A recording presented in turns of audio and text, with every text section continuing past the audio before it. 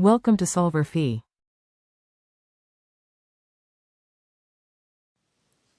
All right, on question 74, we're given a data table of temperatures versus densities for oxygen.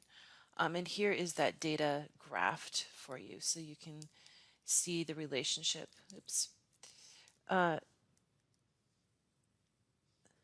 right, so we can see that as the temperature increases, the density decreases, which is common as we go from a solid to a liquid and then up to a gas.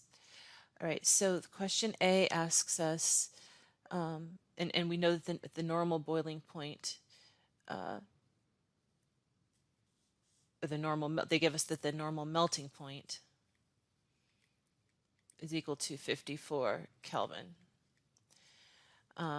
And this actually happens to be the normal boiling point, but we're going to work on that, finding that from the graph. So over part A says over what temperature range is O2 a solid? So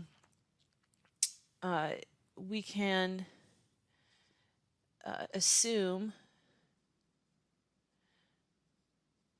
that since the melting point is at 54, this is the normal melting point, that this is the 54 is where it changes from a solid to a liquid, that it's going to be a solid at temperatures under normal conditions at temperatures less than or equal to 54 Kelvin, because that's the melting point. That's where it's changing from a solid to a liquid. So less than that, it should be a solid. Question B says, over what temperature range is O2 a liquid? Well, it's going to be a liquid between the melting point and the boiling point. So we know the melting point that was given is 54 Kelvin. So between 54 Kelvin and the boiling point. And we can get the boiling point from this graph. We can assume that where it's the density is taking a large fall here on this straight portion, this is probably representing about the normal boiling point.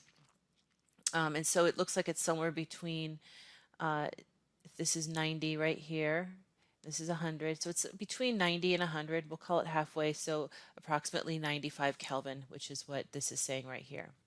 So if we assume that is the boiling point right there, then it's going to be a liquid between the melting point of 54 Kelvin and the boiling point of approximately 95 Kelvin. Question C, over what temperature range in the table is O2 a gas? Well, O2 is a gas at these very, very low densities after this boiling point here. So since we've approximated the boiling point at 95, we'll say that it's a gas anything greater than 95 Kelvin. Part D, estimate the normal boiling point. So that's what we just did up here. So this normal boiling point is where this density is taking a huge drop right here. So it's at approximately 95 Kelvin. And E, what intermolecular forces are operative in O2? So O2, the Lewis structure is going to look like this. It's the same atom bonded to itself. Therefore, this is a nonpolar molecule. And so the only intermolecular forces that a nonpolar molecule can have are London dispersion forces.